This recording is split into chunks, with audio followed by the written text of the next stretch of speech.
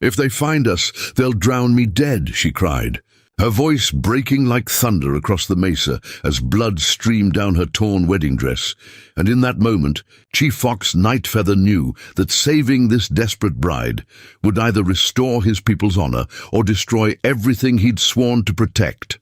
The high desert of New Mexico territory stretched endlessly under a sky the color of old brass, where storm clouds gathered like dark omens above the sacred red rocks of Whispering Canyon. It was September 1884, and the wind carried more than dust across the barren landscape. It carried the scent of violence, betrayal, and a woman's desperate flight from a fate worse than death. Chief Fox Nightfeather sat motionless atop his paint stallion, Tohono, scanning the horizon with eyes that had seen too much war, too much loss, too much of what the white man's justice could do to his people. At 32, he bore the weight of leadership like a stone in his chest, his long black hair braided with eagle feathers that caught the desert wind. The silver and turquoise bands on his arms marked him as chief of the Canyon people, the last free band of Navajo who had refused the reservation, who still lived by the old ways in these hidden canyons that the government maps called empty wasteland. He had come to the sacred spring of his ancestors to pray for guidance, to ask the spirits what path his people should take as more soldiers arrived each month. As the boundaries of their freedom shrank like a drying riverbed, the spring bubbled up from deep in the earth, clear and cold, surrounded by ancient petroglyphs that told the stories of his grandfather's grandfathers. It was here that Fox had received his Vision Quest name 17 summers ago. Here that he had learned to speak with the voices that rode the wind. But today the wind brought something else entirely. The sound reached him first, hoofbeats pounding against stone, desperate and uneven. The rhythm of a horse pushed beyond endurance. Fox's hand moved instinctively to the rifle across his saddle, a Winchester he had taken from a cavalry patrol that had strayed too far into canyon country and paid the price. Through the shimmering heat he saw her, a figure in white stumbling down the treacherous trail that led to the sacred spring. Her horse lathered with foam and nearly spent. She was white, that much was clear even at a distance, her pale skin stark against the red rock walls. Her dress had once been beautiful, layers of silk and lace that spoke of wealth and ceremony, but now it was torn and stained with dust and something darker, blood. Her blonde hair, which had clearly been arranged in elaborate curls for some special occasion, now hung loose and wild around her shoulders like spun gold catching the desert light. Fox should have ridden away, should have left this white woman to whatever fate pursued her. His people had learned hard lessons about getting involved in the troubles of the Wasiku, the greedy ones who took everything and gave back only bullets and broken promises. But something in the way she rode, something in the desperate set of her shoulders, reminded him of his sister Ayana's flight from the cavalry 7 years ago, a flight that had ended in blood and screams and a grave that still haunted his dreams. The woman's horse stumbled, nearly throwing her, and Fox heard her voice carry across the canyon like a cry from the spirit world itself. "Please, if there's anyone out there, anyone who believes in mercy, help me." The words were spoken in perfect English, cultured and refined, but underneath lay a terror so pure it transcended language. That's when Fox heard the second set of hoofbeats, still distant but closing fast, not one horse, but many, the thunder of a posse in full pursuit. He counted the rhythm, 8 horses, maybe 10, riding hard and with purpose. Men who knew how to track, who wouldn't stop until they found what they were hunting. The woman reached the spring and threw herself from her exhausted horse, falling to her knees beside the sacred water. Fox watched as she cupped the clear liquid in her trembling hands, drinking deeply, her body shaking with exhaustion and fear. It was then that she looked up and saw him. Their eyes met across the sacred ground, and Fox felt something shift in the world around them, like the moment before lightning strikes when the very air holds its breath.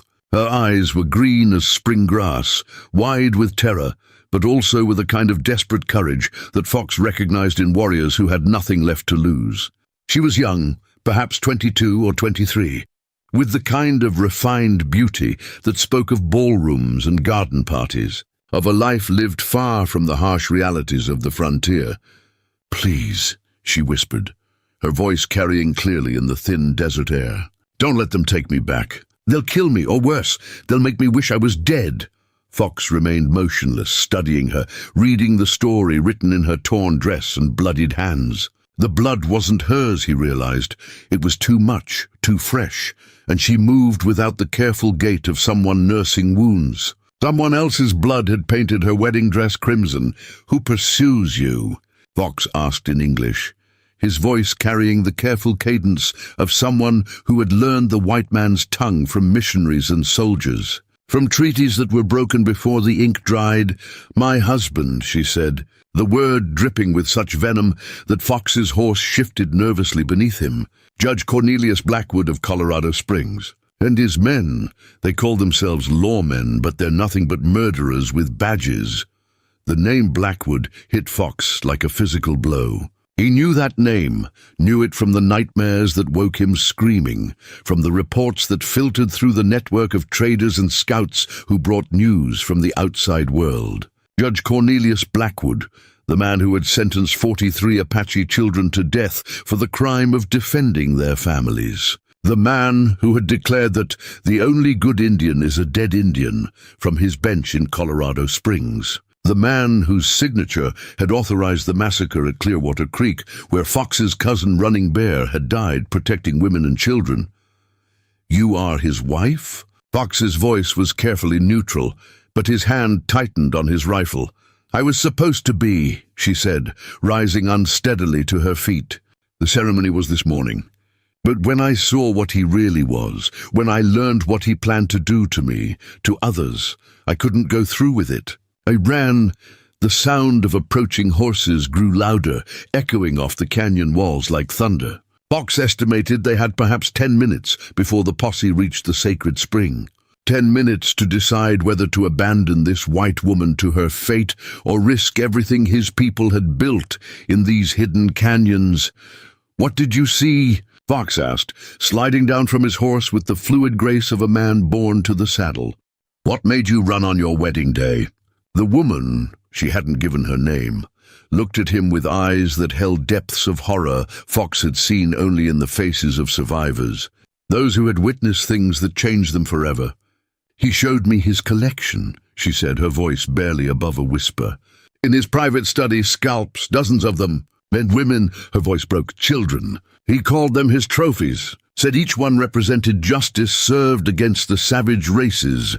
Fox felt the familiar cold rage settle in his bones, the same fury that had sustained him through 7 years of guerrilla warfare against the cavalry, 7 years of protecting his people from men like Judge Blackwood. But there was something else in her story, something that didn't quite fit. "You said they would drown you," Fox observed. "Why drowning?" Her laugh was bitter as desert wind. "Because Blackwood has a special hatred for women who defy him. He told me once about his first wife, how she tried to leave him, how he held her head under the water in their own bathtub until she stopped struggling. He said it was the perfect crime, no marks, no evidence, just a tragic accident. A grieving widower who remarried quickly to ease his broken heart. The pieces fell into place with horrible clarity. Fox had heard whispers of Judge Blackwood's previous wives, 3 of them, all dead within 2 years of marriage. All ruled accidental deaths by Blackwood's own court. "What is your name?" Fox asked, knowing that names had power, that once he knew who she really was, there would be no turning back from whatever came next. "Ophelia Wells," she said. "But everyone calls me Leah. I was the daughter of Senator Hamilton Wells of Colorado. My father promised me to Blackwood to secure his support for the railroad expansion through Indian territory." Fox felt the world shift again, understanding flooding through him like water through a broken dam. This wasn't just a runaway bride. This was the daughter of one of the most powerful men in the territory, a woman whose disappearance would bring down the full weight of federal authority on whoever helped her. But she was also a weapon, a piece of information that could destroy Judge Blackwood if used correctly.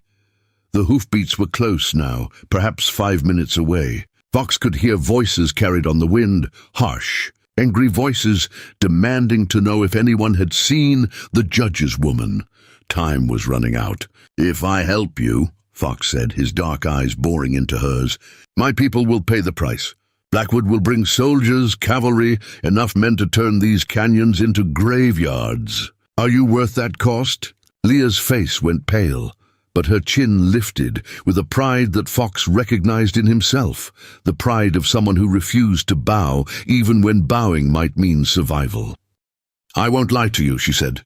"If you help me, they'll hunt you. But if you don't, if you let them take me back, I'll be dead within a month, and Blackwood will use my father's grief to push through laws that will destroy every tribe from here to California. He's planning something called the final solution, a way to end what he calls the Indian problem once and for all."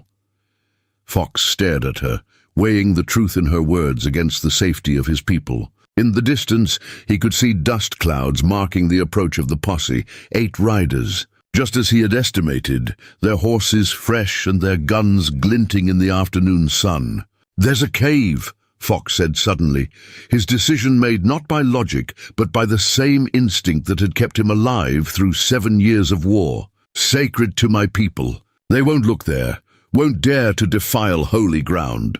He grabbed Tohono's reins and began leading the paint stallion toward a narrow cleft in the canyon wall, a crack barely wide enough for a horse to pass through. Leah followed without question, leading her exhausted mare, her torn wedding dress catching on the rough stone as they squeezed through the hidden entrance. The cave beyond was larger than it appeared from outside, lit by shafts of sunlight filtering through cracks in the rock ceiling. Ancient paintings covered the walls, buffalo hunts, vision quests, the sacred ceremonies of Fox's ancestors. In the center of the cave, a natural basin collected water that seeped through the rock, creating a small pool that reflected the painted spirits on the walls, like a window into the other world. "Stay here," Fox commanded, his voice carrying the authority of a man accustomed to being obeyed. "Do not speak, do not move, do not even breathe loudly. These walls are sacred. They will protect you if you show them respect." Leah nodded, sinking down beside the sacred pool with obvious relief. Fox studied her for a moment. This white woman, who had fled from privilege into the wilderness, who carried herself with dignity even in her torn finery and desperate circumstances. There was strength in her, a core of steel beneath the refined exterior that reminded him of his grandmother. The medicine woman who had taught him that sometimes the spirits sent tests disguised as disasters. "Why?" Leah asked suddenly. "Why are you risking everything for someone you don't even know?" Fox paused at the cave entrance, considering her question. The answer came to him like a voice on the wind. Words his grandfather had spoken on the day Fox became chief. Because sometimes, he said, saving one person is the same as saving everyone. He slipped back through the narrow entrance just as the first riders appeared at the sacred spring, their horses snorting and pawing the ground, their faces hard with the kind of determination that came from following the orders of a powerful man. Fox recognized the type, not true lawmen, but hired guns wearing badges, the kind of men who asked no questions as long as the pay was good.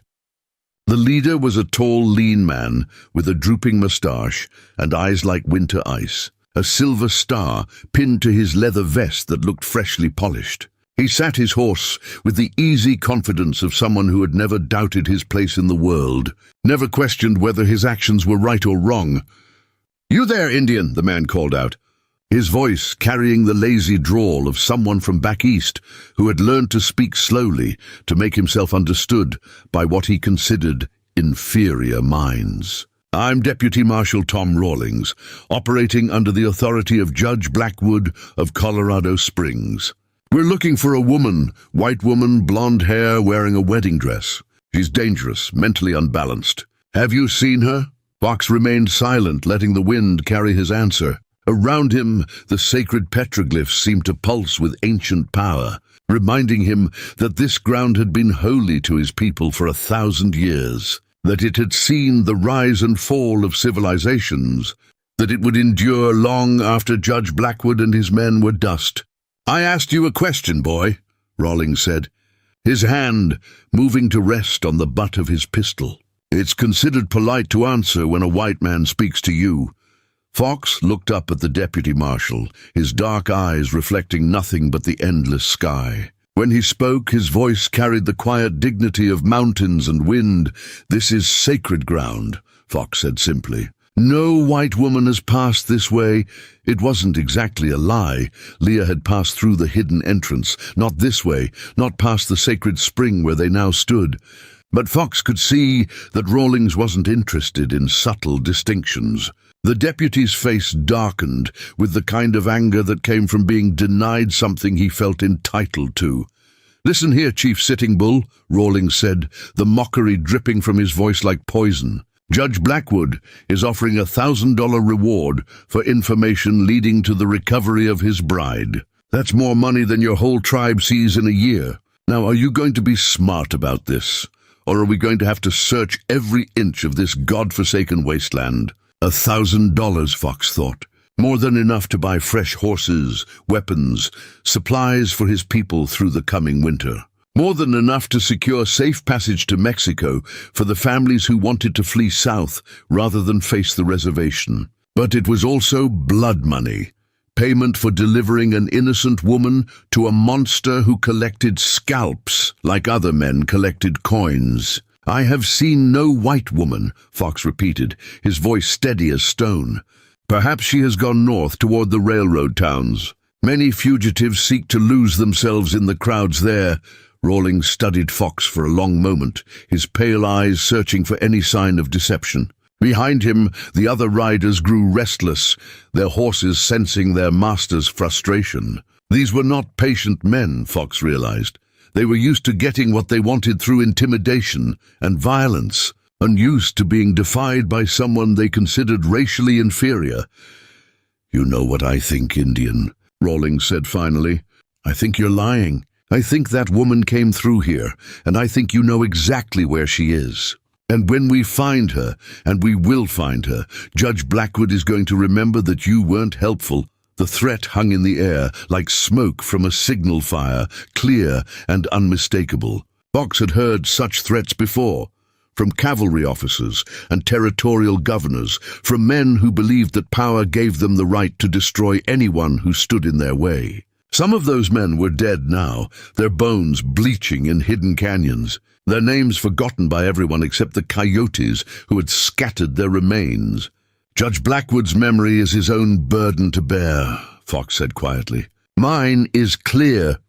Rawlings' hand tightened on his pistol grip, and Fox saw the moment when the deputy decided that patience was a luxury he could no longer afford. The other riders sensed it too, shifting in their saddles, hands moving toward their weapons with the practiced ease of men who solved most problems with lead and gunpowder. But before violence could erupt at the sacred spring, another sound cut through the tension, the distant rumble of thunder from the storm clouds that had been building all afternoon. The sky, which had been brass and blue, now showed dark patches spreading like ink stains across the heavens. Wind began to pick up, carrying with it the scent of rain and the promise of flash floods that could turn peaceful arroyos into roaring torrents in minutes. "Storm's coming," one of Rawlings's men observed, casting nervous glances at the darkening sky. "We should head back to town, regroup, come back when the weather clears." Rawlings looked ready to argue, but another rumble of thunder, closer this time, made the decision for him. Flash floods in canyon country were no respecter of badges or authority. They killed the righteous and the wicked with equal efficiency. "This isn't over, Indian," Rawlings said, wheeling his horse around. "Judge Blackwood doesn't forget, and he doesn't forgive. We'll be back with more men, and we'll tear these canyons apart rock by rock if we have to." Fox watched them ride away, their horses kicking up dust that the rising wind scattered like the ashes of burned hopes. Only when the last rider had disappeared around the bend did he allow himself to breathe deeply, to feel the full weight of what he had just committed himself and his people to. He had defied the authority of one of the most powerful men in the territory. He had lied to federal deputies. He had given sanctuary to a fugitive whose very presence could bring down the full wrath of the government on the canyon people. By any measure of logic or prudence, he had made a catastrophic mistake. But as Fox slipped back through the hidden entrance to the sacred cave, as he saw Leah Wells sitting beside the holy pool with gratitude and terror warring in her green eyes, he knew that some decisions could not be measured by logic. Some choices came from deeper places, from the voices of ancestors who had faced similar crossroads, from the understanding that there were fates worse than death and honors more valuable than survival. "They're gone," Fox said simply. "For now." Leah looked up at him with eyes that held depths he was only beginning to understand. Outside, the first drops of rain began to fall, and thunder rolled across the sacred ground, like the voice of spirits approving of choices made in darkness and doubt, choices that would change everything for both of them. The rain came like a blessing from the ancient spirits, washing the desert clean and filling every crack in the red rock with silver streams that would erase all trace of their passage. Inside the sacred cave, Fox Nightfeather sat across from Ophelia Wells, the flickering light from a small fire he had built, casting dancing shadows on the painted walls where his ancestors had recorded their visions of the world beyond. 3 hours had passed since the posse rode away. 3 hours of silence broken only by the steady drumming of rain on stone and the occasional rumble of thunder that made the cave walls seem to pulse with life. Leah had said nothing during that time, simply staring into the sacred pool as if its waters might reveal the path that had led her to this moment, this choice that had changed everything. Fox studied her in the firelight, noting details he had missed during the desperate flight from Rawlings and his men. Her hands, though soft with privilege, bore small calluses on the fingertips, the marks of someone who played piano or perhaps wrote extensively. Her posture, even in exhaustion and fear, remained straight and dignified, the bearing of someone raised to command respect. But it was her eyes that held him, green as spring grass and filled with a pain that went deeper than the day's terror. The wedding dress that had once been pristine white silk now told the story of her desperate flight in tears and bloodstains. Fox could see where she had torn strips from the skirt to bandage her horse's legs, where thorns had caught the delicate fabric during her ride through the brush country. The pearls that had adorned her throat were gone, probably lost somewhere in the desert. But she still wore a simple gold locket that she touched unconsciously whenever thunder rolled across the canyon. "You're not telling me everything," Fox said finally, his voice cutting through the cave's silence like a blade through silk. "No woman flees her wedding simply because her husband collects scalps. There's more to your story, Leah Wells, and if I'm going to risk my people's lives protecting you, I need to know what it is." Leah looked up from the sacred pool, and Fox saw tears glittering in her eyes like captured starlight. When she spoke, her voice carried the weight of secrets that had been eating at her soul like poison. "You're right," she whispered. "The scalps were horrible, but they weren't what made me run. It was what Blackwood told me after he showed me his trophies. What he said about why he really wanted to marry me." She stood and walked to the cave wall, where ancient hands had painted a scene of warriors defending their village from enemies, her fingers tracing the faded pigments as if drawing strength from their courage. Fox watched her move, noting the way she favored her left leg. She had been injured during her flight, though she had said nothing about it. "My father didn't just promise me to Blackwood for political support," she continued. "He promised him something else, access to our family's mining surveys. For the past 5 years, government surveyors working for my father have been secretly mapping every inch of Indian territory, cataloging mineral deposits, water sources, strategic locations. Blackwood doesn't just want to kill native people, he wants to know exactly what he's stealing when he does it." Fox felt ice form in his stomach, despite the cave's warmth. Mining surveys meant gold, silver, copper, wealth beyond imagining hidden in the sacred places of his people. It meant that every treaty violation, every massacre, every broken promise had been planned in advance. that men like Blackwood saw native lives not as obstacles to overcome, but as weeds to be cleared from valuable land. The implications struck him like lightning, illuminating a landscape he had never seen clearly before. The random attacks by cavalry patrols, the seemingly arbitrary choices of which tribes to pursue and which to ignore, the precise timing of raids that always seemed to catch his people at their most vulnerable moments, none of it had been random at all. It had all been part of a grand design. A chess game played with human lives where his people had never even known they were pieces on the board. "Where are these surveys now?" Fox asked, his voice deadly quiet. "That's the problem," Leah said, turning back to face him. "They're in my father's personal safe in Colorado Springs, and only family members know the combination. Blackwood married me to get legal access to everything, the surveys, the mining claims, the government contracts. With me as his wife, he could claim joint ownership of my father's assets if anything happened to the senator." The implications hit Fox like a physical blow. This wasn't just about one woman's escape from an unwanted marriage. This was about maps that could guide the systematic destruction of every free tribe remaining in the West, knowledge that could turn scattered cavalry raids into precisely targeted campaigns designed to seize the most valuable land with surgical efficiency. Fox thought of his own people, scattered through the canyon system, families who had found refuge in caves like this one, children who played in hidden valleys that their parents believed were secret from the white world. If the government had detailed maps of every water source, every trail, every defensible position, then the canyon people were not hidden at all. They were simply being allowed to exist until it became convenient to destroy them. "And you know this combination," Fox said. "It wasn't a question. I memorized it when I was 12, Leah admitted. My father taught it to me as a game, said that family secrets were the most important kind of knowledge. He never imagined I'd use it to steal from him. The combination is the date of the Treaty of Fort Laramie, the first one, from 1851. He said it would remind him of the promises America made to honor tribal sovereignty. The bitter irony of using a broken treaty as the key to documents planning further betrayals was not lost on Fox.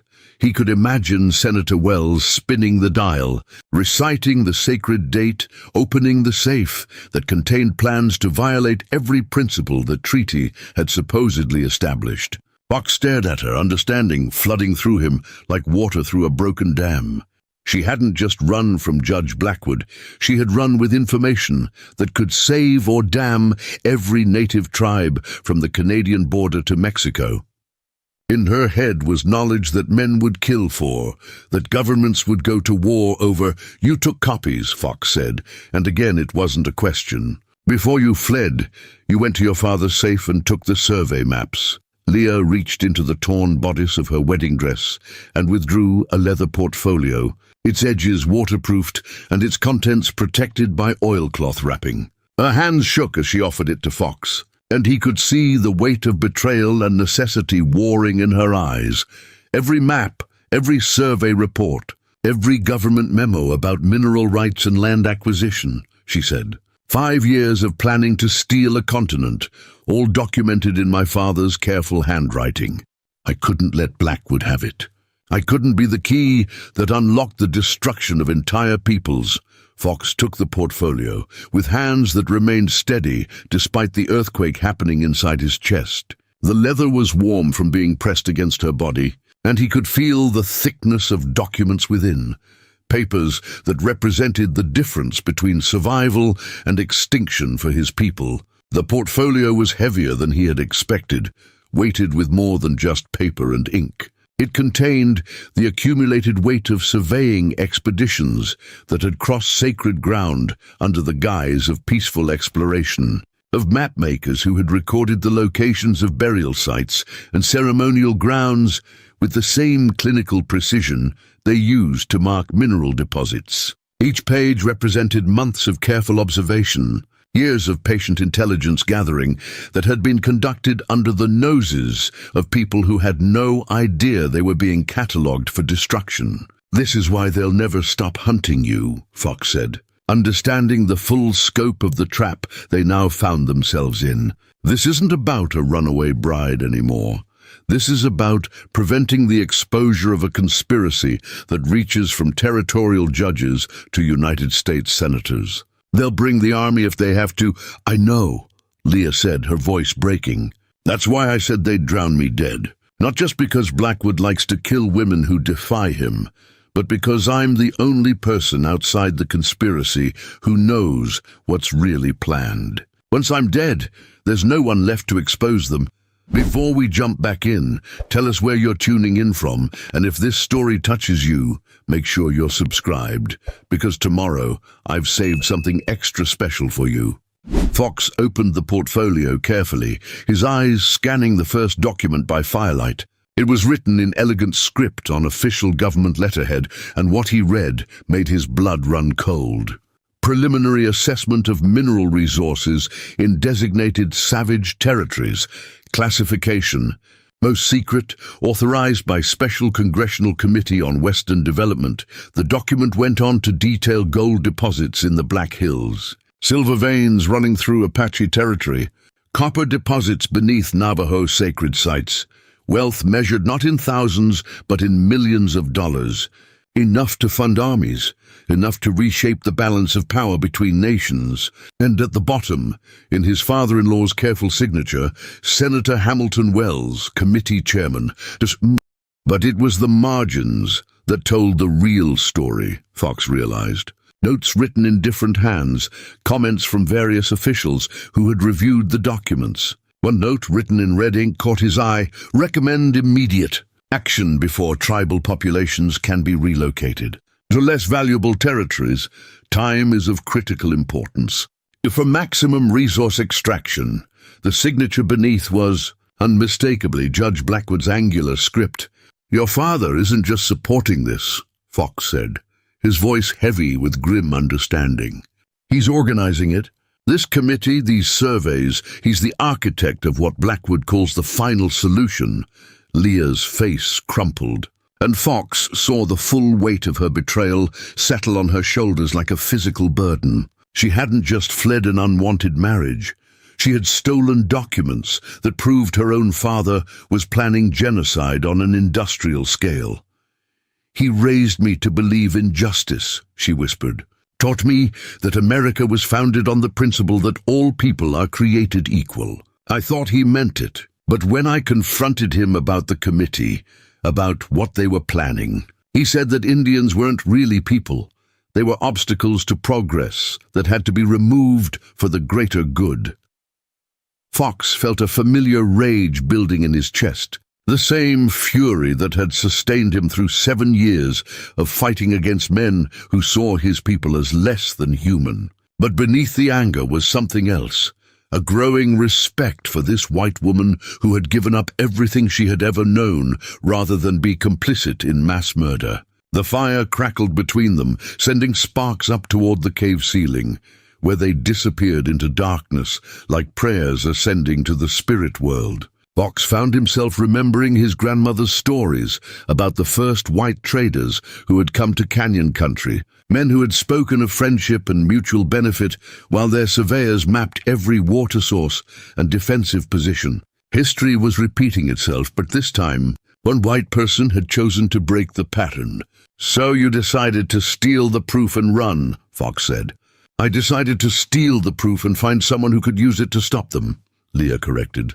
I was going to ride to the territorial capital, find a federal judge who wasn't on their payroll, expose the whole conspiracy.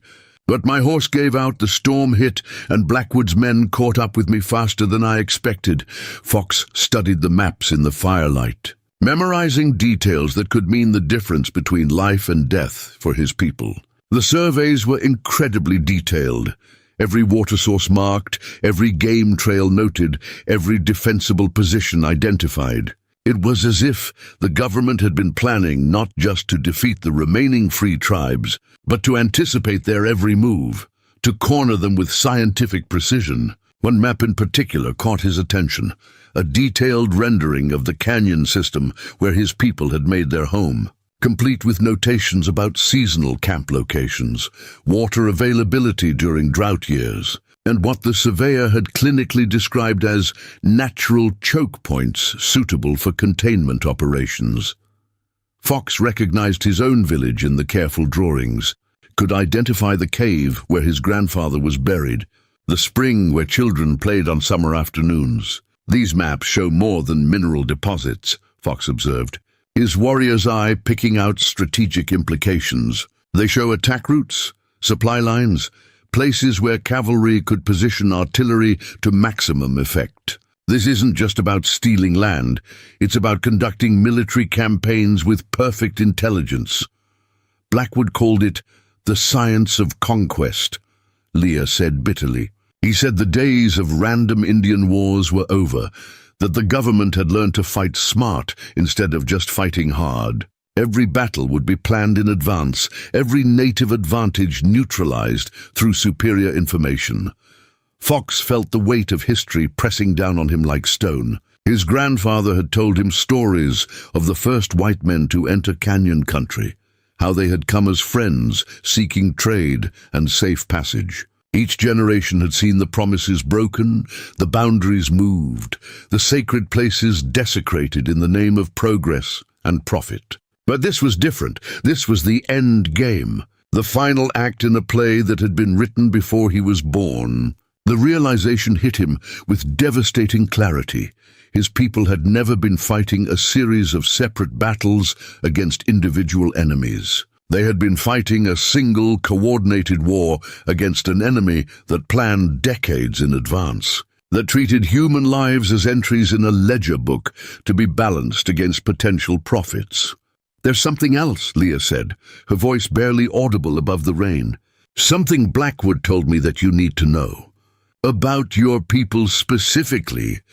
Fox looked up from the maps, sensing that whatever came next would change everything. "The government knows about these canyons," Leah continued. "They've known for months. You think you're hidden, but they have detailed maps of every cave, every water source, every trail your people use. They're not hunting you yet because they want to wait until winter, when your people will be trapped by snow and unable to scatter into the deep desert." The words hit Fox like arrows, each one finding its mark in his heart. The canyon people had survived for 7 years in these hidden places, had built their lives around the assumption that their sanctuary remained secret. But if the government had maps, if they knew about the sacred caves and winter camps, Fox thought of the children who would be playing in those camps when the soldiers came, of the elders who would be unable to flee through snow-choked passes, of the mothers who would die trying to protect babies too young to understand why their world was ending. The clinical efficiency of it, waiting for winter to ensure maximum casualties with minimum resistance, revealed a level of calculated cruelty that took his breath away. "How long?" Fox asked, his voice steady despite the earthquake in his chest. "How long before they move against us?" "First snow," Leah said. Blackwood said the operation was scheduled for the first heavy snowfall, when your people would be concentrated in the winter camps and unable to escape through the high passes. He called it Operation Clearwater, in honor of your cousin who died fighting at the creek. Fox felt the world shift around him like sand in an earthquake. Running Bear's death was being turned into the name for the campaign that would destroy the last free Navajo, his cousin's sacrifice twisted into a celebration of conquest. The calculated cruelty of it took his breath away. But beneath the shock and rage, Fox's mind was already working, already calculating possibilities and planning responses. The maps Leah had stolen didn't just reveal the government's plans, they revealed the government's assumptions about how those plans would unfold. And assumptions, Fox knew from long experience, were weaknesses that could be exploited. The fire burned lower as Fox considered the implications of what he had learned. Outside, the rain continued to fall, but the storm was beginning to move on, leaving behind the kind of crystalline silence that followed desert thunderstorms. Soon, Blackwood's men would return to continue their search, and every hour that passed brought the first snow closer. You said you were riding to find a federal judge, Fox said. Someone who could use this evidence to stop the conspiracy. Do you still believe such a person exists? Leah met his eyes across the fire, and Fox saw steel beneath her tears, the same steel that had allowed her to betray her own family rather than be complicit in genocide. Judge Samuel Morrison in Santa Fe, she said. He's the only territorial judge who wasn't appointed through my father's influence, the only one who's ruled in favor of native treaty rights. If anyone would listen, it would be him. But he's also the reason my father wants him removed from the bench. Morrison has been asking uncomfortable questions about land acquisitions and mineral rights. If we can get these documents to him before my father's committee finds a way to destroy his career, Santa Fe is 200 miles from here, Fox pointed out. Through territory that Blackwood's men will be watching, with every sheriff and deputy marshal looking for you. It would be suicide, maybe, Leah agreed, but staying here is definitely suicide, for both of us and for your people. At least if we try to reach Morrison, we have a chance of stopping this before it starts. If we do nothing, Operation Clearwater proceeds as planned, and by spring there won't be any free tribes left to save. Fox stared into the sacred pool, watching firelight dance on the water's surface like spirits offering counsel from the other world. His grandfather had taught him to listen for the voices of the ancestors in moments like this, to seek guidance from those who had walked similar paths in darker times. What he heard in the water's whispers was both terrifying and inevitable. This white woman's fate and his people's survival had become the same story. To save one, he would have to risk everything for both. There's a way, Fox said finally. Dangerous, probably impossible, but there's a way to get you to Santa Fe without traveling the roads where Blackwood's men are watching. Leah leaned forward, hope flickering in her green eyes like the fire between them. The old war trail, Fox continued. Apache routes through the deep desert. Paths my grandfather learned during the Comanche Wars 50 years ago. No white man has ever mapped those trails because no white man has ever survived them. But they lead directly to Santa Fe, and if we travel fast and light, if we can endure what the desert demands of us, Leah interrupted. You're coming with me? Fox looked at her across the fire. This white woman who had given up everything to prevent genocide, who carried in her stolen documents the power to save or damn his people. The choice should have been impossible. Abandon his responsibilities as chief to escort her to uncertain safety, or stay and watch his people die when the first snow fell. But the spirits in the sacred pool whispered a different truth. Sometimes a chief's greatest duty was not to his tribe, but to the future that would exist only if he had the courage to gamble everything on hope. The Canyon people have survived this long because we know when to fight and when to run, Fox said. This time we fight by running toward justice instead of away from it. Outside the cave, thunder rolled across the sacred ground like the voice of ancient gods approving of choices made in darkness and doubt. The rain continued to fall, washing away the last traces of their presence, preparing the earth for the journey that would either save them all or destroy them in the attempt. Dawn broke over the high desert like a crimson wound across the sky, painting the red rocks in shades of blood and copper that seemed to prophesy the violence to come. Fox Nightfeather stood at the mouth of the sacred cave, his keen eyes scanning the horizon for any sign of Blackwood's men while behind him. Leah Wells prepared for a journey that would either deliver them to salvation or death in the wasteland that stretched beyond the known world. The storm had passed, leaving the air crystalline and sharp with the scent of wet sage and creosote. Every sound carried for miles in the thin atmosphere. The distant cry of a red-tailed hawk, the skitter of lizards across stone, the soft shuffle of Leah's torn wedding dress as she bound her feet with strips of cloth torn from her petticoat. Fox had given her a pair of moccasins taken from the emergency supplies he kept cached in the cave. But even with proper footwear, the trail ahead would test her in ways that no amount of privilege could have prepared her for. How far to the first water? Leah asked, adjusting the leather portfolio containing the stolen documents so that it rode secure against her back beneath the spare shirt Fox had provided.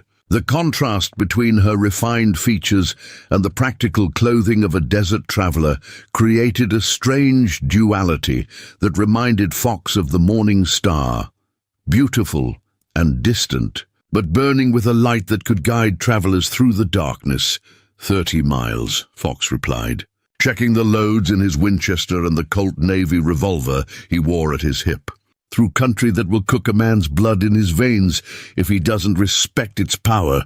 The Apache call it Ziln Chasian, the mountain that devours strangers. We must reach the hidden spring at Skull Mesa before the sun reaches its highest point, or we will join the bones of those who thought they could conquer the desert with ignorance and arrogance. Fox had spent the remaining hours of darkness preparing for their flight, gathering supplies from caches he had established throughout the canyon system during 7 years of guerrilla warfare against the cavalry. Water was their greatest concern. Each would carry only what they could bear on foot, for the war trail was too treacherous for horses. Food would be whatever they could find along the way: prickly pear fruit, barrel cactus hearts, the occasional rabbit or lizard that Fox could take with his silent bow. The bow was a thing of beauty, crafted from seasoned Osage orange wood and strung with sinew from deer hunted in the high country. Fox had made it himself during the long winter after Running Bear's death, pouring his grief and rage into the careful shaping of wood and the precise balance of spine and string. It could drive an arrow through a man's ribs at 50 yards without making enough sound to alert sentries. Had fed his people through lean times when gunshots would have brought soldiers running. "Why are you doing this?" Leah asked as Fox shouldered his pack, a question that had been building between them since the moment he decided to abandon his people for her cause. "You could send me into the desert alone. Wash your hands of whatever happens next. Your people need their chief, especially with winter coming. Why risk everything for a white woman you barely know?" Fox paused at the cave entrance, considering her question with the gravity it deserved. Through the narrow opening, he could see the trail that would lead them away from the only home he had known since childhood. Away from the people who depended on his leadership, toward an uncertain fate in the most hostile environment on Earth. 7 years ago, Fox said finally, my cousin Running Bear asked me the same question before he rode out to defend Clearwater Creek. I told him that some fights choose you instead of the other way around. This is one of those fights. But even as he spoke the words, Fox knew there was more truth beneath them, a deeper current that connected his fate to hers in ways he was only beginning to understand. Something about Leah Wells reminded him not just of his sister Ayana, but of his grandmother White Dove, the medicine woman who had taught him that wisdom sometimes came disguised as foolishness, that the greatest victories often looked like defeats until years later when their true meaning became clear. They slipped from the sacred cave as the sun's first rays touched the canyon rim, moving with the fluid silence of predators crossing hostile territory. Fox led the way, his moccasined feet finding purchase on stone that would have turned an inexperienced traveler's ankle, reading the landscape with senses honed by a lifetime of survival in country that forgave no mistakes. Behind him, Leah followed with surprising grace for someone raised in drawing rooms and ballrooms. The torn wedding dress had been replaced by practical clothing, buckskin pants, a cotton shirt, a broad-brimmed hat to shield her face from the merciless sun. But it was her eyes that impressed Fox most. The way she watched everything, absorbed every lesson the desert offered, stored away knowledge that might mean the difference between life and death in the hours to come. The war trail began where the last surveyor's map ended, at the edge of a geological maze that had been carved by wind and water over millennia into a labyrinth of slot canyons, hidden arroyos, and towering stone spires that rose from the desert floor like the fingers of buried giants. No white mapmaker had ever penetrated this far into the heart of the wasteland because none had possessed the knowledge passed down through generations of Apache warriors who had used these routes to disappear from their enemies like smoke in the wind. Fox's grandfather, Stonewolf, had learned the trail during the wars with the Comanche, when young Apache braves would ride for weeks through this impossible country to raid settlements on the Rio Grande before vanishing back into the maze where no pursuit could follow. The old man had shared the secret reluctantly, understanding that knowledge of the war trail was sacred trust that could mean survival or extinction for the people. "Stay exactly in my footsteps," Fox warned, as they approached the first of many narrow passages that threaded between towering walls of sandstone. "One wrong step, one moment of carelessness, and you'll fall into cracks so deep your bones will never see sunlight again." The passage was barely wide enough for a single person, its walls rising 200 feet above their heads to create a slot of perpetual shadow where the sun never reached. The floor was polished smooth by flash floods that had carved the channel over countless centuries, and Fox could read the history of those floods in the debris lodged high above their heads. Entire trees reduced to bleached skeletons, boulders the size of houses left stranded like the eggs of stone giants. As they moved deeper into the maze, Fox began to understand why his grandfather had called this place the testing ground of the spirits. The silence was absolute, except for the whisper of their breathing and the soft pad of their feet on stone. Yet somehow the emptiness felt alive, pregnant with unseen watchers who weighed the worth of every traveler who dared enter their domain. "How do you know where we're going?" Leah whispered, her voice echoing strangely in the confined space. "Everything looks the same, to White Eyes perhaps," Fox replied, pausing at a junction where the passage split into 3 branches, each disappearing into darkness that could conceal death or salvation with equal ease. "But the ancestors left signs for those who know how to read them." He pointed to what appeared to be natural scratches in the stone wall, marks so subtle that Leah had to squint to see them at all. But Fox's trained eyes read them like words on a page, markers left by Apache warriors who had passed this way decades ago, encoded directions that would guide initiated travelers while remaining invisible to enemies who lacked the cultural knowledge to interpret their meaning. They took the left passage, climbing steadily through a corridor that gradually widened until they emerged onto a narrow ledge that offered their first clear view of the country ahead. Leah gasped at what she saw, an endless expanse of broken stone and scattered mesas stretching to the horizon, a landscape so alien and forbidding that it might have been carved from the bones of dead planets. "Dear God," she breathed, "we're going to cross all of that." "If we want to live," Fox replied, studying the distant landmarks that would guide their navigation through the maze. "And if we want your stolen documents to reach Judge Morrison before Operation Clearwater begins."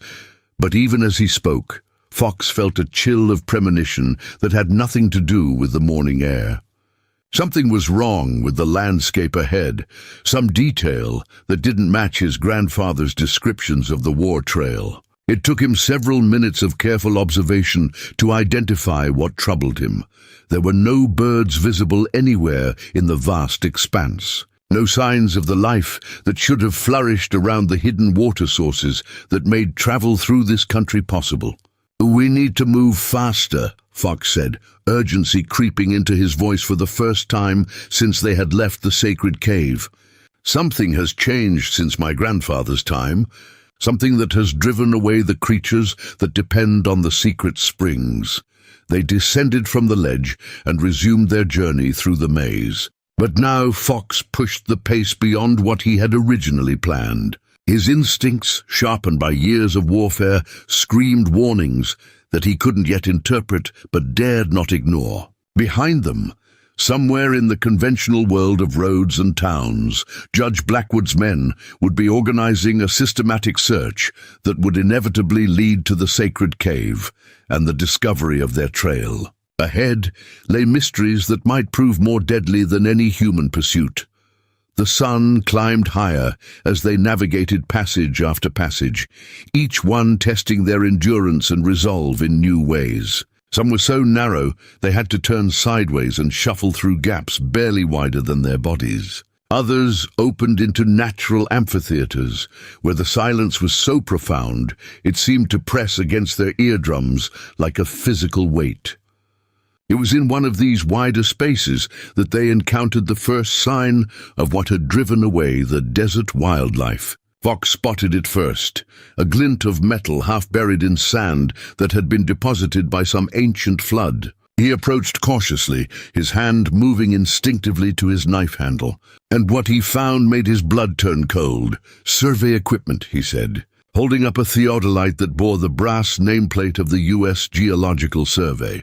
"Government surveyors have been here, probably within the last year. The war trail isn't secret anymore." Leah stared at the device in Fox's hands, understanding the implications immediately. If government surveyors had mapped the war trail, then their escape route was no longer the secret passage Fox had believed it to be. They were following a path that might lead directly into a trap. Could they have poisoned the water sources? Leah asked, remembering tactics she had heard discussed in her father's political meetings, methods for denying resources to hostile populations. "Is that why there are no animals?" Fox's expression grew grim as he examined the surveying equipment more closely. Scratched into the metal was a notation that confirmed his worst fears. WT7 mapped and prepared per committee, instructions, water sources treated as directed. Jubin, the initials were unmistakable. Judge Blackwood had not only learned of the war trail's existence, but had taken steps to ensure that anyone using it would die of thirst in the wasteland. The hidden springs that had sustained Apache warriors for generations had been turned into death traps, poisoned with chemicals that would kill slowly and painfully anyone desperate enough to drink from them. They'd been planning this for months, Fox realized, the full scope of the conspiracy becoming clear. Your father's committee didn't just map the obvious routes. They mapped the secret ones too, the paths that people like us would use when the obvious ones became too dangerous. We're not escaping into unknown country. We're walking into a carefully prepared killing ground. Leah sank down onto a boulder, the weight of betrayal and despair threatening to crush her spirit. Every move they made had been anticipated, every refuge turned into a trap. The documents she carried might expose the conspiracy, but only if they could survive long enough to deliver them, and survival was looking increasingly impossible. "Then what do we do?" she asked, her voice barely above a whisper. "Go back, try to find another way." Fox studied the surveying equipment, his warrior's mind working through possibilities and probabilities like a chess player considering moves and counter-moves. The discovery of the survey markers changed everything, but it also provided new information that might be turned to advantage if used correctly.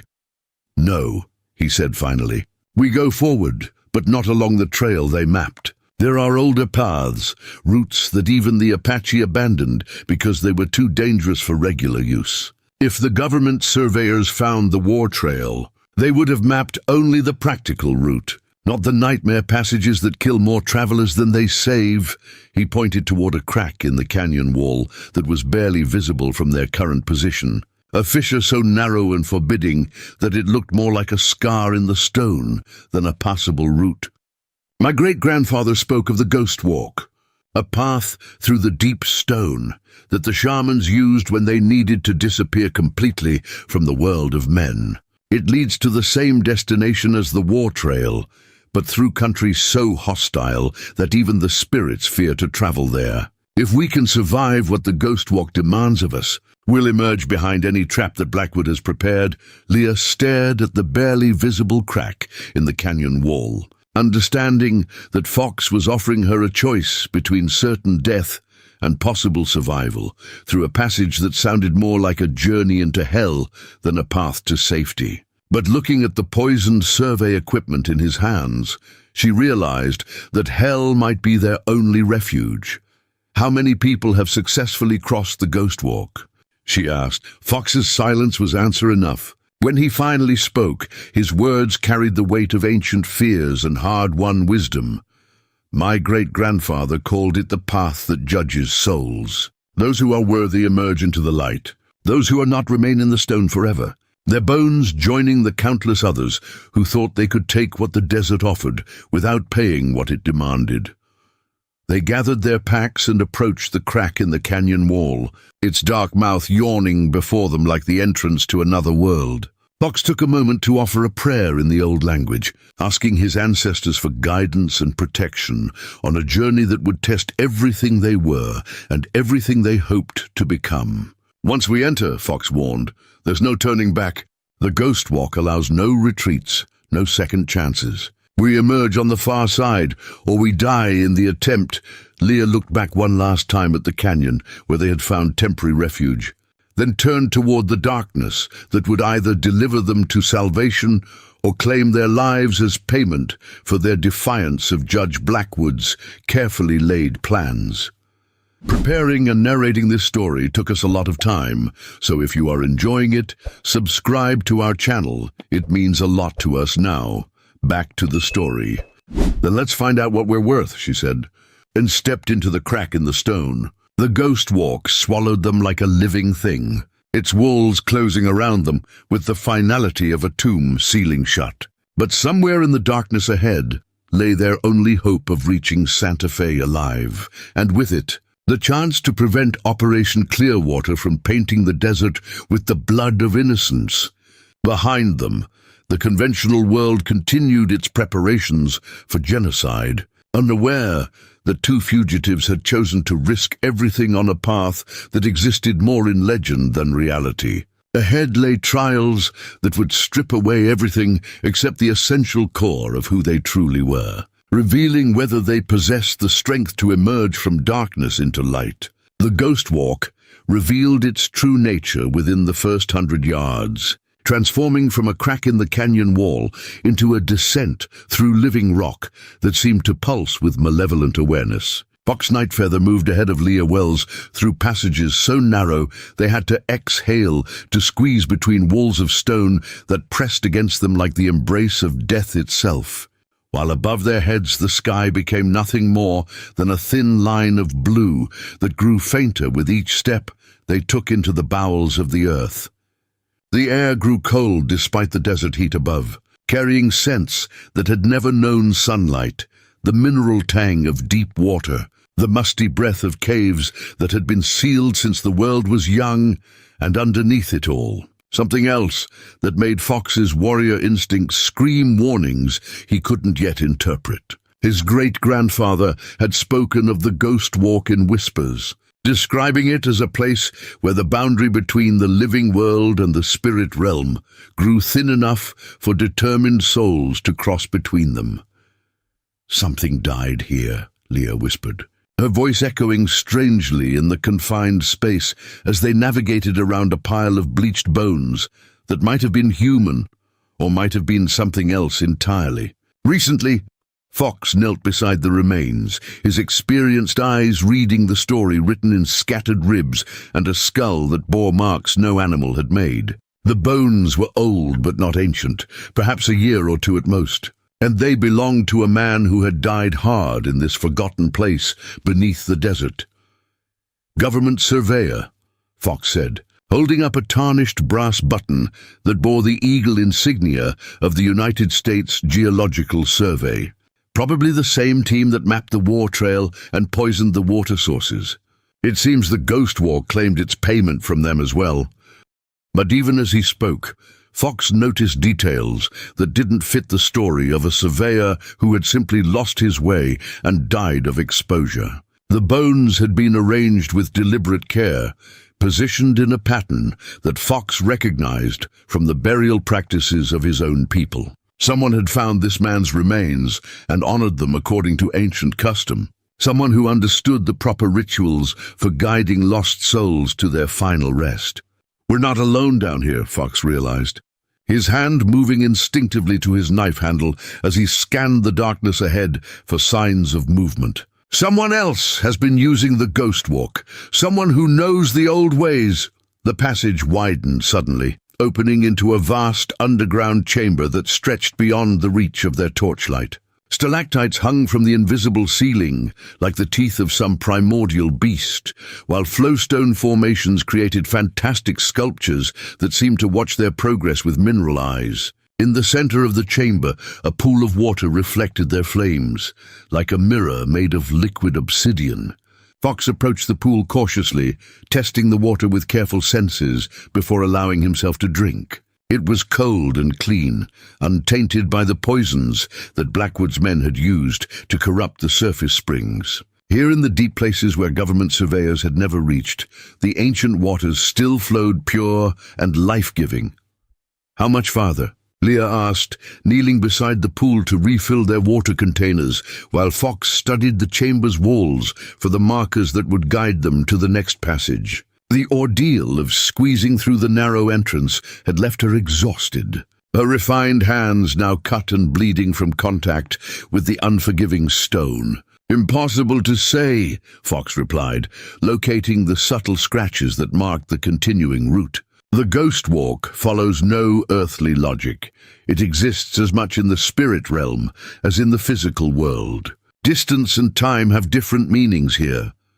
As if to prove his point, they began to encounter phenomena that challenged everything Leah thought she knew about the natural world. Passages that seemed to lead upward somehow deposited them deeper underground. Chambers that appeared small from the entrance revealed themselves to be vast cathedrals of stone when explored. Most unsettling of all were the voices, whispers in languages long dead that seemed to come from the stone itself, offering guidance to those who knew how to listen. "What are they saying?" Leah asked as they paused at another junction. This one marked by petroglyphs so ancient they seemed to have been carved by the hands of gods rather than men. Fox listened carefully to the whispers that rode the air currents flowing through the deep passages, his grandmother's training allowing him to interpret voices that most people dismissed as imagination or the sound of wind through stone. "They're warning us," he said finally. "Something waits ahead, something that doesn't belong in the world of the living." They pressed on despite the warnings, driven by necessity and the knowledge that Judge Blackwood's men would eventually discover their trail and pursue them even into this nightmare realm. The passages grew stranger as they descended, walls covered with paintings that depicted scenes from a history that predated human memory, great battles between forces that might have been gods or demons, the rise and fall of civilizations that had left no trace in the upper world. It was in the deepest chamber they had yet encountered that they found the source of the whispers and came face to face with the guardian of the ghost walk. The figure sat motionless beside another sacred pool, so still that Fox first mistook it for another stone formation carved by eons of flowing water. But as their torchlight fell across the seated form, he realized they were looking at a human being, or what had once been human. The guardian was ancient beyond measure, skin like dried leather stretched over bones that seemed too fragile to support life. Long white hair fell in braids that reached nearly to the cavern floor, adorned with feathers and beads that marked him as a medicine man of tremendous power.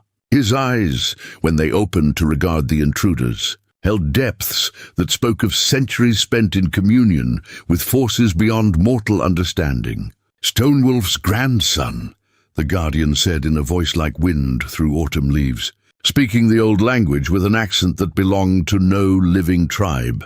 "And the white woman who carries the paper knives that will cut the heart from the land itself. I've been waiting for you to arrive." Fox felt his world shift as he realized he was looking at his own great-grandfather, the legendary Stonewolf who had supposedly died in battle against the cavalry 20 years earlier. But death, it seemed, had not been the end of Stonewolf's story, merely a transformation that allowed him to serve as guardian of the Ghost Walk, keeping watch over the boundary between worlds. "Great-grandfather," Fox said, dropping to one knee in the traditional gesture of respect. "I thought you had crossed to the spirit world." "I have," Stonewolf replied with a smile that held echoes of the young warrior Fox remembered from childhood stories. But some crossings are not permanent. The Ghost Walk required a guardian, someone who understood both the old ways and the new threats that would come from the white world. I volunteered for the duty. Leah watched this reunion with growing unease, understanding that she was witnessing something that challenged every assumption about life and death, reality and legend. The documents hidden against her back suddenly felt heavier, weighted with the knowledge that the conspiracy she carried evidence of was part of a conflict that stretched far beyond her previous comprehension. "You know why we're here," Fox said. It wasn't a question. Guardians of sacred places always knew the hearts of those who sought passage. "The woman carries proof of the final plan," Stonewolf confirmed, his ancient eyes fixing on Leah with an intensity that seemed to penetrate to her soul. "The paper that will justify the last great taking, the excuse needed to complete what was begun when the first white foot touched this continent. But paper alone will not be enough to stop what comes." He gestured toward the pool beside him, its waters stirring with images that formed and dissolved like dreams made manifest. In the shifting reflections, Leah saw scenes that made her heart race with terror. Cavalry columns riding through snow toward hidden canyon villages, artillery being positioned to shell defenseless camps, mass graves being prepared with industrial efficiency. "Operation Clearwater begins in 3 days, Stonewolf continued. "The first snow has already fallen in the high country, trapping your people in their winter camps exactly as planned. Even if you reach the white man's judge, even if he believes your evidence and acts upon it, the machinery of war cannot be stopped in time." Fox stared into the prophetic waters, seeing his people's doom written in images that carried the weight of destiny. Every decision he had made, every sacrifice he had accepted, every hope he had clung to, all of it had been meaningless delay in the face of forces too vast and too well coordinated to be stopped by the actions of two desperate fugitives. "Then we've failed," Leah said, her voice breaking with the weight of despair.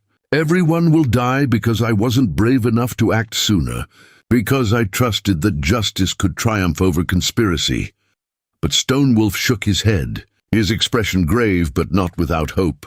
"The paper you carry cannot stop what has already begun," he said, "but it can prevent what comes after. The conspirators believe that Operation Clearwater will end native resistance forever, but they are wrong. Hidden in the deep canyons are people who will survive the coming storm, who will carry the old ways into the new world being born. When the killing ends and the survivors emerge, they will need proof of what was done to them and why." He stood with effort that spoke of centuries rather than years, his ancient bones protesting the movement, but his spirit still burning with the fire that had made him a legendary warrior.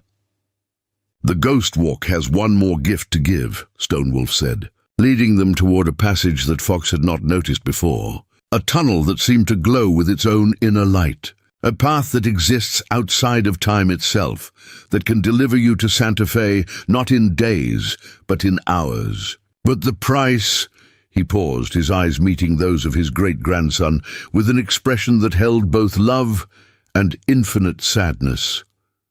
"The price is that one of you must remain here as the new guardian, to hold the way open for future generations who will need the Ghost Walk's protection. The choice is yours to make."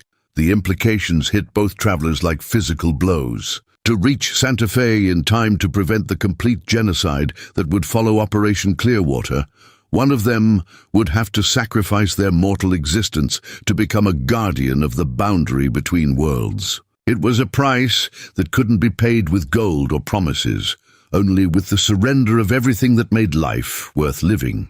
Fox looked at Leah, seeing in her eyes the same terrible understanding that was tearing at his own heart. They had come so far, endured so much, only to discover that victory would require the ultimate sacrifice from one of them. "I'll stay," Fox said quietly. "My people need a chief who can guide them through what's coming, but they need someone to carry the proof of their persecution even more. You can speak to the white world in ways I never could." "No," Leah interrupted, her voice gaining strength as she spoke. You're wrong. Your people will need you to help them rebuild after the massacre, to keep their culture alive when the government tries to erase it completely. I'm the daughter of a senator. My death will mean something to people who would ignore the murder of thousands of Native Americans. If I become the guardian, my disappearance will force investigations that might prevent this from happening again. Stonewolf watched their debate with the patience of ages, understanding that this was a choice that could not be rushed or made lightly. The ghost walk itself seemed to hold its breath, waiting to see which of these two souls would prove worthy of the ultimate sacrifice. There is another way, the ancient guardian said finally, but it requires trust beyond anything you have shown each other so far. He led them to the edge of the glowing passage, where they could see a tunnel that seemed to be made of crystallized starlight, its walls pulsing with energies that existed beyond the physical realm.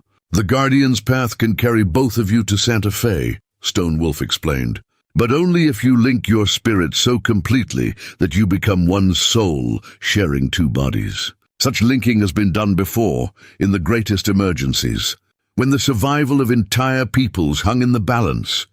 Fox and Leah stared at each other across the sacred space, understanding that what Stonewolf proposed was more intimate than any marriage, more permanent than any oath. To link their spirits would mean sharing not just their thoughts and emotions, but their very essence, becoming so intertwined that the death of one would mean the death of both. If we do this, Fox said slowly, if we bind our souls together, what happens when we reach Santa Fe? Can the linking be undone? Stonewolf's expression grew sad, like a father watching his children face choices that would change them forever. Some bonds once forged cannot be broken, he said. To save your peoples, you would sacrifice not just your individual lives, but your right to exist as separate beings. You would become something new, neither fully Navajo nor fully white, but a bridge between worlds that might help both peoples find a path to coexistence. The choice hung between them like a blade balanced on its point, ready to fall and change everything. Around them, the ghost walk waited with the patience of stone, while above in the world of sunlight and violence, Judge Blackwood's men continued their search, and the machinery of genocide ground steadily toward its bloody conclusion. Leah reached out her hand to Fox, her fingers trembling with fear and determination in equal measure. I came here to stop a genocide, she said. If binding my soul to yours is what it takes to save both our peoples, then I choose the binding. Fox looked at her outstretched hand, then at his great-grandfather's ancient face, finally at the glowing tunnel that could deliver them to their destination in time to make a difference. The warrior in him rebelled against the idea of surrender, but the chief in him understood that sometimes the greatest victories required the greatest sacrifices. He took her hand, feeling the spark of connection that had been building between them since the moment they met. But this would be more than connection. This would be fusion, the melding of two souls into something that had never existed before. Then we make our choice together, Fox said, and stepped with Leah into the Guardian's path.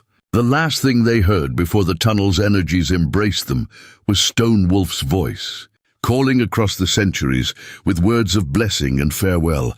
Go well, grandchildren of my heart. Save who you can, and remember that love is the only force stronger than death.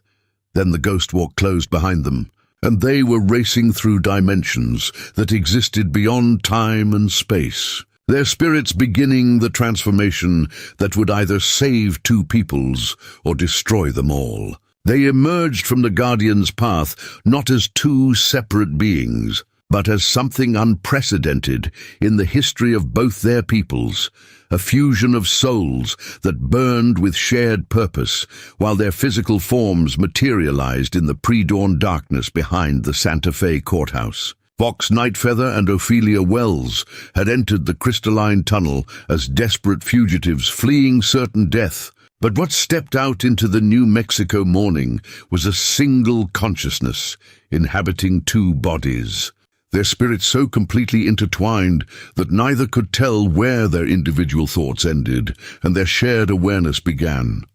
The transformation had been more profound than either could have imagined, like being born again with the memories and wisdom of two lifetimes flowing through one expanded mind. Fox felt Leah's refined education and political understanding as if they were his own experiences, while Leah possessed his warrior instincts and deep connection to the land as completely as if she had been raised in the hidden canyons of her childhood. They were no longer Navajo and white, male and female, chief and senator's daughter. They had become something entirely new, a bridge between worlds that had been at war since the first European boot touched American soil. But there was no time to marvel at their metamorphosis, for the consciousness they now shared could sense the approaching catastrophe with supernatural clarity. Through Fox's enhanced awareness of the natural world, they could feel the first heavy snows beginning to fall in the high country where the canyon people had established their winter camps. Through Leah's understanding of government machinery, they knew that Judge Blackwood's telegrams were already racing along copper wires, setting Operation Clearwater into motion with the precision of a clockwork engine designed to harvest human lives. The Santa Fe courthouse loomed before them like a temple to laws that had been written to exclude people like Fox's tribe. Its adobe walls painted gold by the rising sun that would either witness justice or genocide before it set again. Judge Samuel Morrison's chambers occupied the building's highest floor, and their shared consciousness could sense him there already. An early riser who spent the dark hours before dawn reviewing cases that would shape the territory's future. They moved through the awakening city with the fluid coordination of a single mind, controlling two bodies. Fox's warrior stealth and Leah's knowledge of urban navigation combining to guide them past the early risers who might recognize Senator Wells's missing daughter.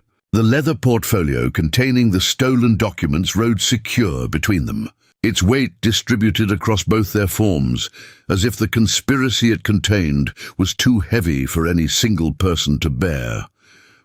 But as they approached the courthouse steps, their enhanced perception detected another presence moving through the morning shadows. Deputy Marshal Tom Rawlings and 3 of his men, positioned to watch every entrance to the building where Judge Morrison held court. Somehow, despite their supernatural journey through the Ghost Walk, Blackwood's conspiracy had anticipated their destination and prepared to intercept them before they could deliver their proof. "They're watching all the obvious approaches," Fox's voice spoke the shared thought, his lips moving while Leah's mind provided the tactical analysis that guided their planning. "But there's a service entrance used by the cleaning staff. A basement passage that connects to the judge's private chambers. Rawlings has men there too." Leah's voice responded, her mouth forming words while Fox's enhanced senses detected the hidden watchers. "They're not taking any chances. Blackwood knows this is their last opportunity to silence us before the evidence reaches someone who can act on it."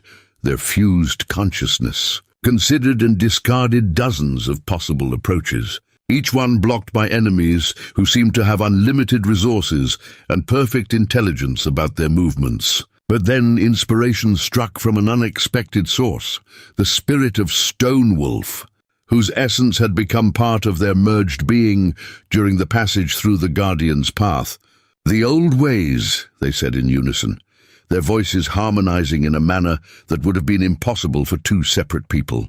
"When direct assault fails, warriors must become invisible to their enemies' eyes."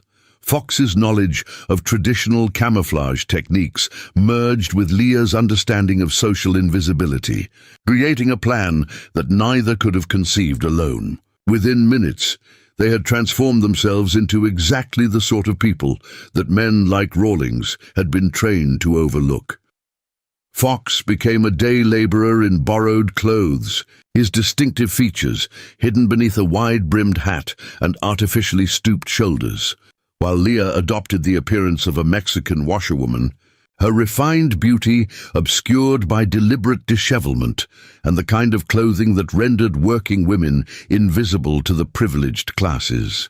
They approached the courthouse separately, their shared consciousness allowing perfect coordination despite appearing to be strangers who happened to arrive at the same destination. Fox engaged one of Rawlings' sentries in broken English conversation about work opportunities, his performance so convincing that the deputy actually gave him directions to a construction site, while never suspecting he was talking to the most wanted fugitive in the territory. Meanwhile, Leah entered through the service entrance with a group of actual cleaning women, her borrowed appearance and fluent Spanish allowing her to blend seamlessly with workers who were accustomed to being ignored by the powerful men they served. Their plan required split-second timing and absolute trust in their spiritual connection. For success depended on actions taken by one body being perfectly synchronized with decisions made by the other. Judge Samuel Morrison was exactly what they had hoped to find, a man whose integrity had survived decades in a corrupt system, whose rugged face bore the lines of someone who had spent sleepless nights wrestling with questions of justice and law. He sat behind a desk piled high with territorial statutes and federal regulations, a cup of coffee growing cold beside legal briefs that would determine whether the territory's remaining tribes lived or died under the weight of expanding civilization. When Leah knocked on his chamber's door, in the guise of a cleaning woman seeking to empty his wastebasket, Morrison looked up from his papers with eyes that held the kind of exhaustion that came from fighting losing battles against overwhelming corruption. But when she spoke in perfect English, when she revealed her true identity and placed the leather portfolio on his desk, the judge's expression transformed from weary resignation to electric alertness. "Miss Wells," Morrison said, rising from his chair with the careful movements of a man who understood he was witnessing a moment that would change everything. "Half the territory's law enforcement is searching for you. They say you're a dangerous fugitive who murdered her own husband and fled into the desert with stolen property." "They're half right," Leah replied, her voice carrying undertones that reflected her spiritual connection to Fox's perspective. "I did steal property. These documents that prove a conspiracy to commit genocide against every free tribe remaining in the Southwest. As for my husband, Judge Blackwood never was that and never will be, though he has certainly murdered enough people to deserve hanging for his crimes." Morrison opened the portfolio with hands that trembled slightly, not from age, but from the recognition that he was looking at evidence that could topple governments and reshape the balance of power throughout the territory. His legal mind absorbed the implications with trained efficiency, understanding immediately that the documents before him represented not just crimes against individuals, but a systematic violation of every treaty and constitutional principle that supposedly governed relations between the United States and sovereign tribal nations. "Dear God," the judge breathed as he read Senator Wells' careful notations about mineral resources and military strategy. "This isn't just land theft. This is a planned extermination campaign designed to look like legitimate law enforcement. Operation Clearwater, when does it begin?" "Today," Leah said, the shared consciousness allowing her to speak with certainty about timing that Fox's warrior instincts perceived through their connection to the natural world. "The first heavy snow has already begun falling in the high country. By noon, cavalry columns will be moving toward every winter camp from here to Colorado, with artillery support and orders to take no prisoners who might spread word of what they witnessed." Morrison's face went pale as he understood the scope of the atrocity being planned in his jurisdiction. But before he could respond, the sound of heavy boots echoed through the corridor outside his chambers. Rawlings and his men, no longer content to wait and watch, were coming to settle the matter with direct action rather than legal process. "The window," Leah said urgently, her shared consciousness detecting the approaching danger through Fox's enhanced senses.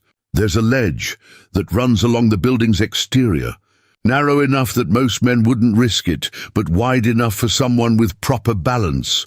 But Morrison shook his head, his expression resolving into the kind of determination that had made him enemies among the territorial power structure. "No more running," the judge said firmly. "I've spent too many years watching injustice triumph because good people were afraid to take stands that might cost them everything. If these documents are genuine, and everything in them matches patterns I've observed in other cases, then my duty is clear regardless of the personal consequences." He moved to his desk and began writing with swift, decisive strokes, his pen scratching across official letterhead as he composed what would either be his masterpiece of jurisprudence or his political suicide note.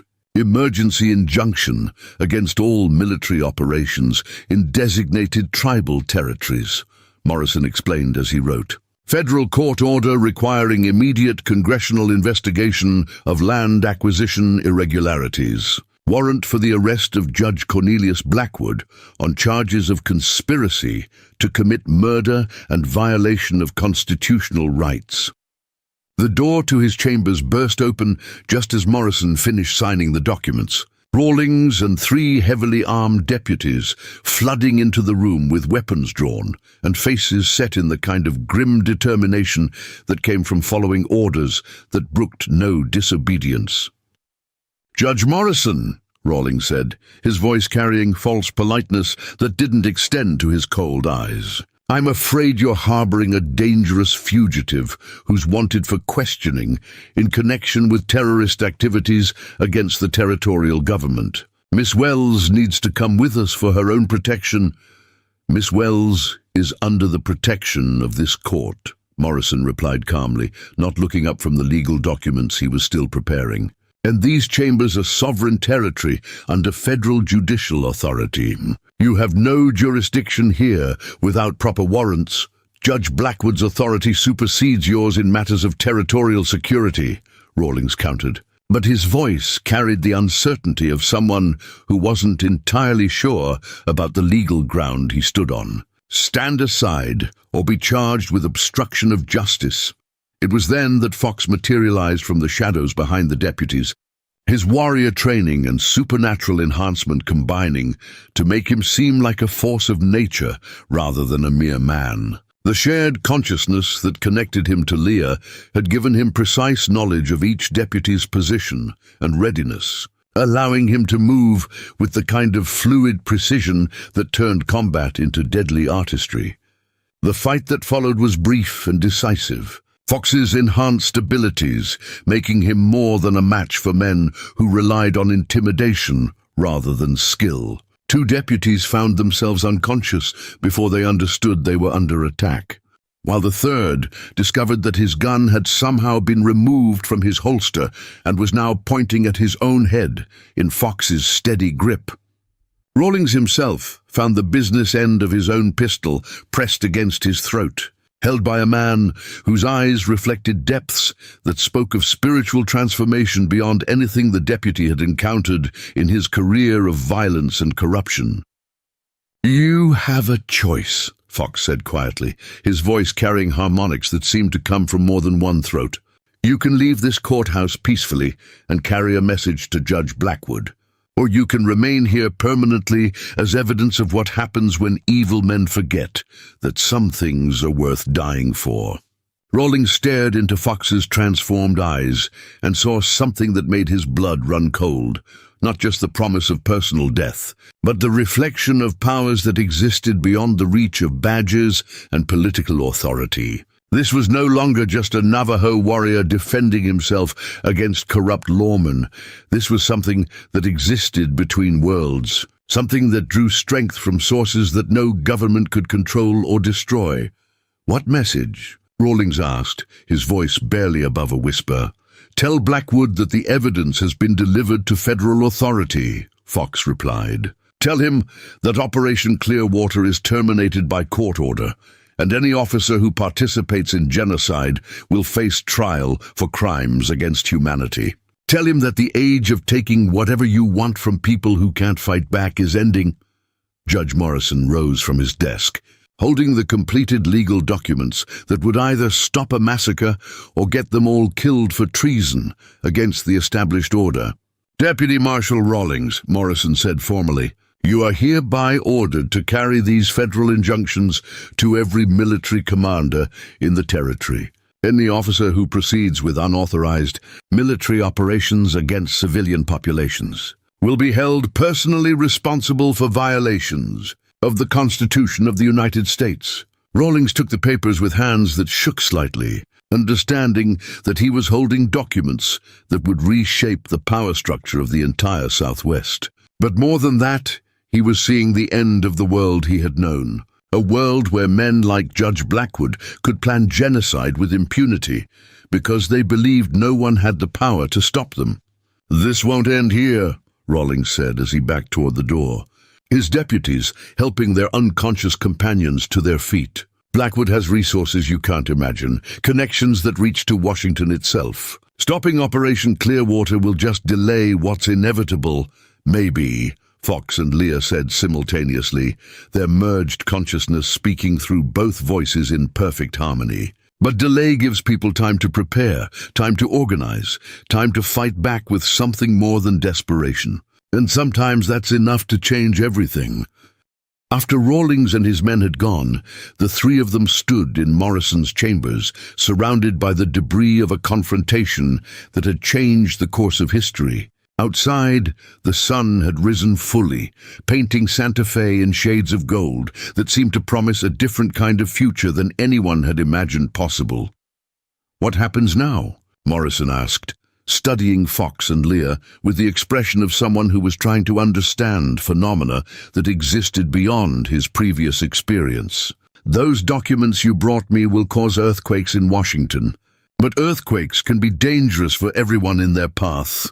Fox and Leah looked at each other, their shared consciousness processing possibilities that stretched far beyond the immediate crisis. They had prevented genocide, at least temporarily, but they had also revealed themselves as something unprecedented, a fusion of cultures and spirits that challenged every assumption about what was possible in a world torn apart by racial hatred and competing visions of progress. "We build bridges," they said together, their voices creating harmonies that seemed to resonate with the very stones of the courthouse. "Between peoples who have been taught to see each other as enemies, between cultures that have wisdom the other needs to survive, we become proof that different doesn't have to mean enemy."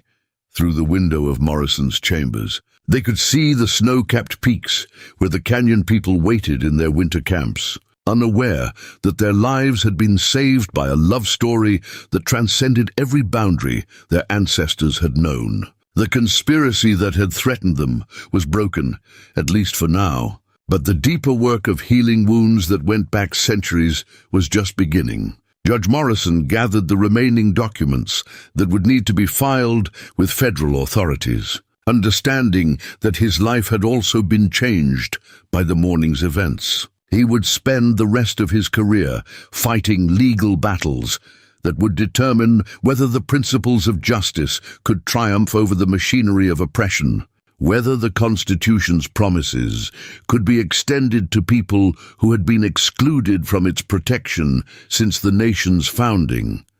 "The world is changing," Morrison said, looking at the two beings who had catalyzed that change through their willingness to sacrifice everything for a chance at justice. "It won't be easy and it won't be quick, but something fundamental has shifted today. People like Judge Blackwood will find it harder to operate in shadows when the light of federal scrutiny is shining on their actions." Fox and Leah walked to the window that overlooked the plaza where Santa Fe conducted its daily business, watching people go about their lives without knowing how close they had come to witnessing the final act of a genocidal conspiracy. Their shared consciousness could sense the ripple effects already beginning to spread. Telegraph messages racing toward Washington, military commanders receiving unexpected orders to stand down. Corrupt officials beginning to understand that their carefully laid plans had been exposed to the light of justice. But more than that, They could feel something new being born in the space between worlds, a possibility that had never existed before their souls had merged in the depths of the Ghost Walk. They were living proof that the barriers between peoples were not as permanent as hatred made them seem, that love could literally transform the nature of reality when it burned with sufficient intensity. "We should go back," Fox said, his individual voice speaking thoughts that belonged to both of them. "My people will need to know what's happened. We'll need help understanding how to live in the world that's being born from the ashes of the old one. And I need to face my father," Leah added, her voice carrying the steel that had allowed her to steal documents from her own family, rather than be complicit in genocide. To make him understand that his vision of progress built on the bones of innocence is not the only path America can take. They turned from the window and walked toward the door that would lead them back into a world that had been fundamentally altered by their choices.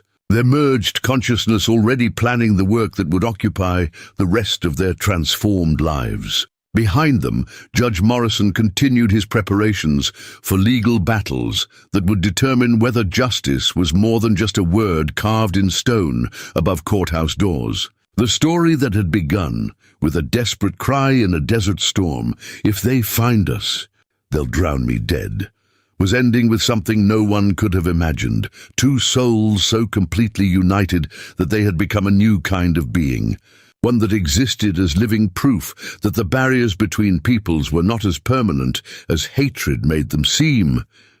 In the years that would follow, Fox Nightfeather and Ophelia Wells would become legends in their own time, advocates and bridge builders who helped negotiate a new relationship between the government and tribal nations, their merged consciousness offering perspectives that neither culture could have achieved alone. But that morning in Santa Fe, they were simply two people who had discovered that sometimes the only way to save the world is to transform yourself so completely that you become the change you want to see. The sun climbed higher over New Mexico territory, illuminating a land where genocide had been prevented and justice had found a way to triumph over conspiracy. It was not the end of conflict between cultures, but it was proof that such conflicts need not end in extinction, that sometimes, when souls unite in perfect love and shared purpose, they can literally reshape the world around them. 7 years had passed since that fateful morning in Santa Fe, when two desperate souls merged into something the world had never seen before. And the high desert of New Mexico territory bore witness to changes that no mapmaker could have charted or surveyor could have measured. The canyon people still lived in their ancient strongholds, but now government supply wagons traveled the old war trails, bringing medicines and tools rather than soldiers and bullets, while telegraph lines carried messages of cooperation rather than orders for extermination. Fox Nightfeather and Ophelia Wells stood together on the rim of Whispering Canyon, their merged consciousness allowing them to perceive the transformation of their world with senses that belonged to both their peoples. Below them, Navajo children played alongside the sons and daughters of white settlers, their laughter echoing off red stone walls that had once hidden families fleeing cavalry raids. The sacred spring where they had first met now served as a meeting place for tribal councils and territorial officials who came seeking the guidance of the legendary bridge builders. Chadi Pedasenis Nlatula, the leather portfolio that had once contained stolen documents, now held correspondence from Washington lawmakers seeking advice on the Native Rights Protection Act, legislation that Fox and Leah had helped draft during 3 years of testimony before congressional committees. Judge Morrison had proven correct in his prediction that the evidence they provided would cause earthquakes. In the capital, earthquakes that had toppled corrupt officials and established new precedents for tribal sovereignty that stretched from Alaska to the Mexican border. Do you ever wonder what would have happened if we had made different choices that night in the sacred cave? Leah asked, her voice carrying the harmonics that marked their shared consciousness even when they spoke separately. She wore the practical clothing of a frontier advocate now, her refined beauty tempered by years of sun and wind, and the kind of hard work that came from building a new world with your own hands. Fox smiled, his weathered features reflecting the wisdom that came from serving as both war chief and peace negotiator for people caught between two civilizations. The silver and turquoise bands on his arms now included symbols from both cultures, eagle feathers representing his Navajo heritage, alongside a small cross that honored Leah's Christian upbringing. Visual proof that their merger had created something richer than either tradition alone.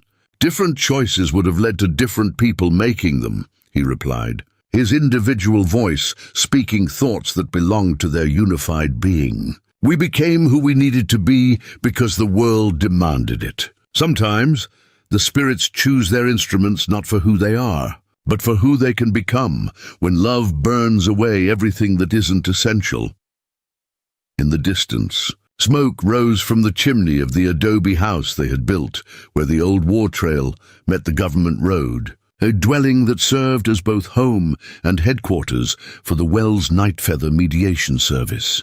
Their reputation had spread far beyond New Mexico territory. Tribal leaders from as far away as the Dakotas sought their counsel when treaty negotiations stalled, while territorial governors requested their assistance in resolving conflicts that threatened to ignite new wars. The work was never easy, for the wounds carved by centuries of mistrust and betrayal could not be healed with mere words or good intentions. But their shared consciousness provided something unprecedented in such negotiations, the ability to understand both sides completely, to speak with authentic authority about the needs and fears that drove each party toward conflict. Judge Morrison had been correct about another prediction as well. The legal battles following Operation Clearwater's exposure had indeed been dangerous for everyone in their path. Senator Hamilton Wells had suffered a political death, more complete than any physical demise, his career destroyed by revelations about his committee's genocidal plans. The senator had retreated to his Colorado Springs mansion, where he lived as a broken recluse, his former allies abandoning him as if his corruption might prove contagious. Judge Cornelius Blackwood had fared worse, his collection of scalps becoming evidence in a federal trial that sentenced him to life imprisonment for crimes against humanity. He had died in federal custody 3 years earlier, his last words reportedly a curse against the half-breed witch and her savage demon, who had destroyed his vision of progress through extermination. But the most profound changes were not recorded in legal documents or congressional records. They lived in the hearts and minds of people who had discovered that their supposed enemies were simply neighbors they had never been allowed to know. Mixed marriages between tribal members and settlers were no longer scandalous rarities, but increasingly common unions that produced children who carried the best of both worlds in their blood. The reporter from the Santa Fe newspaper will be here soon, Leah reminded Fox, checking the pocket watch that had been a gift from Judge Morrison on the 5th anniversary of their historic testimony. She wants to write about the anniversary of Operation Clearwater's cancellation, about how the country has changed since then. What will you tell her? Fox asked, though their shared consciousness already knew the answer. The truth, Leah replied. That love isn't just an emotion, it's a force of transformation that can literally reshape reality when two people are willing to surrender everything they thought they were in order to become what the world needs them to be. Thunder rumbled across the desert sky as afternoon. Clouds built toward the daily storm that would bring life-giving rain to the high country. The sound reminded them both of that first night, when Leah had stumbled into Fox's world, carrying secrets that could have destroyed two peoples. How terror and desperation had somehow alchemized into the kind of love that legends were built upon. As the first drops of rain began to fall, Fox and Leah walked hand in hand toward their adobe home, their footsteps perfectly synchronized by the consciousness they shared. Behind them, The sacred spring bubbled with clear water that had outlasted empires and would outlast the governments that currently struggled to define justice in an imperfect world. 7 years earlier, a terrified bride had cried, "If they find us, they'll drown me dead in a desert storm," never imagining that her words would prove prophetic in ways she could never have expected. The woman she had been did die in those hidden canyons, drowned not in water but in love so complete it dissolved the boundaries between souls. What emerged from that drowning was something unprecedented, living proof that the barriers between peoples were not as permanent as hatred made them seem, that two individuals willing to sacrifice everything for justice could literally reshape the world around them. The legend of Fox Nightfeather and Ophelia Wells would outlive them both, inspiring future generations to believe that love could triumph over fear, that understanding could bridge any gap, and that sometimes the most important transformations began with someone brave enough to cry out for help in the darkness. Up next, you've got 2 more standout stories right on your screen. If this one hit the mark, you won't want to pass these up. Just click and check them out, and don't forget to subscribe and turn on the notification bell so you don't miss any upload from us.